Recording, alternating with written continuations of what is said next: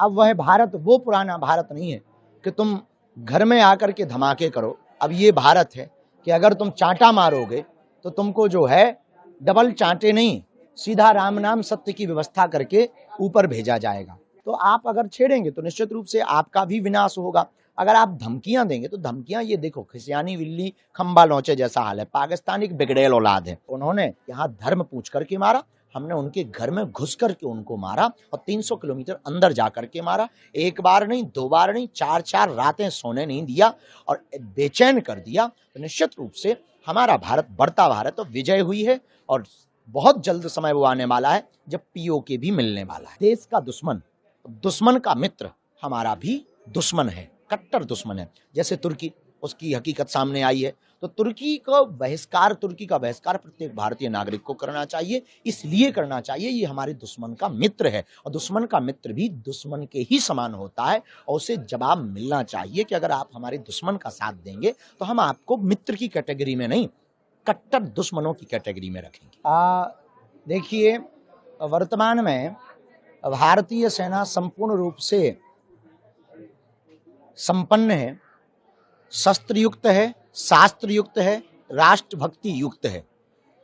अब देशद्रोही, देश को खत्म करने वाले, देश में धर्म पूछ करके मारने वाले लोगों को हमारी भारतीय आर्मी निश्चित रूप से मुंह तोड़ जवाब दे रही है और देती रहेगी। अब छोड़ा नहीं जाएगा। अब वह भारत वो पुराना भारत नहीं है कि तुम घर में आकर के धमाके करो। अब ये भारत है कि अगर तुम चांटा मारोगे तो तुमको जो है डबल चांटे नहीं, सीधा राम नाम सत्य की व्यवस्था करके ऊपर भेजा जाएगा। तो आज बहुत गौरव की बात है कि पहलगांव क्षेत्र में, जहां पर पूर्व में बहुत ही घोर निंदनीय पुलवामा क्षेत्र में जो पूर्व में पहलगांव क्षेत्र में घटना हुई और आज पुलवामा क्षेत्र में 3 आतंकवादियों को हमारी भारतीय आर्मी ने मार गिराया है। तो निश्चित रूप से ये हम भारतीय आर्मी के ऊपर बहुत गर्व कर रहे हैं, भारत माता के ऊपर बहुत गौरवान्वित महसूस कर रहे हैं।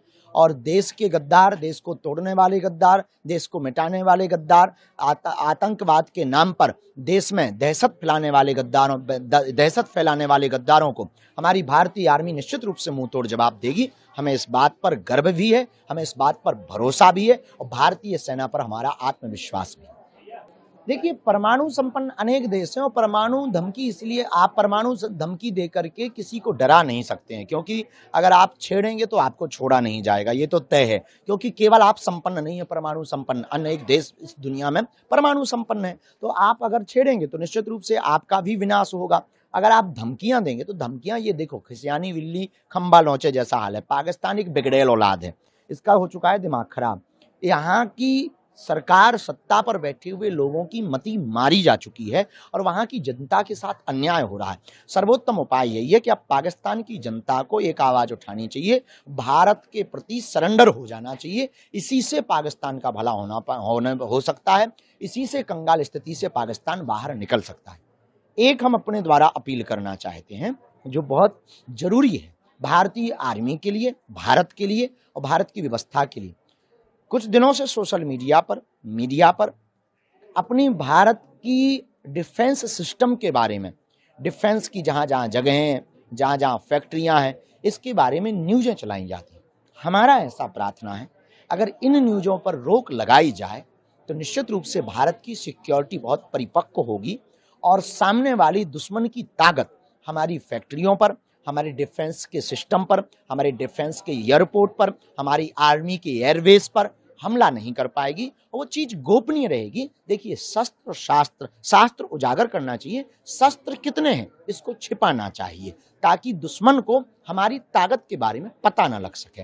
तो आए दिन हमने डिफेंस आर्मी की एयरबेस के बारे में सुना, ताकत के बारे में सुना। ठीक है, बताने चाहिए, बड़ी मिसाइलों के बारे में आप बताइए, जो हमने नई तकनीक अपनाई है उसके बारे में बताइए, लेकिन एयरबेस के बारे में, फैक्ट्रियों के बारे में बताने से निश्चित रूप से हम अपना ही घाटा उठा रहे हैं। तो हमारी प्रार्थना है भारत की सोशल मीडिया यूट्यूबर यूजर्स पे और जितने भी मीडिया यूजर्स हैं उनसे भी हमारी प्रार्थना है, कृपा करके भारत के एयरवेज, भारत के आर्मी के जितने भी फैक्ट्रियां हैं उनके बारे में जानकारी मीडिया पर शेयर ना करें।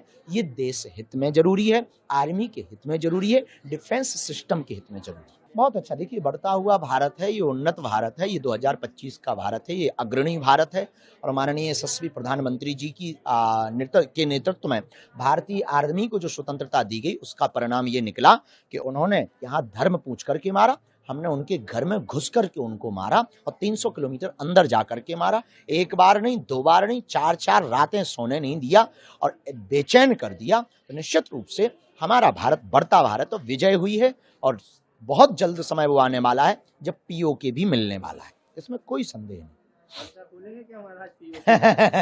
भगवान से प्रार्थना करेंगे, पर्चा की आवश्यकता नहीं है, चर्चा की आवश्यकता। और निश्चित रूप से हनुमान जी के चरणों में हम निरंतर प्रार्थना कर रहे हैं और अर्जी भी लगाएंगे। इस वार्ता को ठीक है, पर हम हमेशा अक्सर एक ही बात मनोविचार में हमारे आती है कि भारत चर्चा बिल्कुल करे पर स्वयं नेतृत्व के साथ चर्चा करें और मध्यस्थता हमें नहीं लगता कि किसी की आवश्यकता है। भारत अपने आप में सर्वगुण संपन्न है और पाकिस्तान जब आतंकवाद, पाकिस्तान जब पीओके, पाक अधिकृत कश्मीर पर बात करने के लिए राजी हो और पूर्ण रूप से समर्पित भाव से राजी हो, तब हमें लगता है कि चर्चा की जानी चाहिए।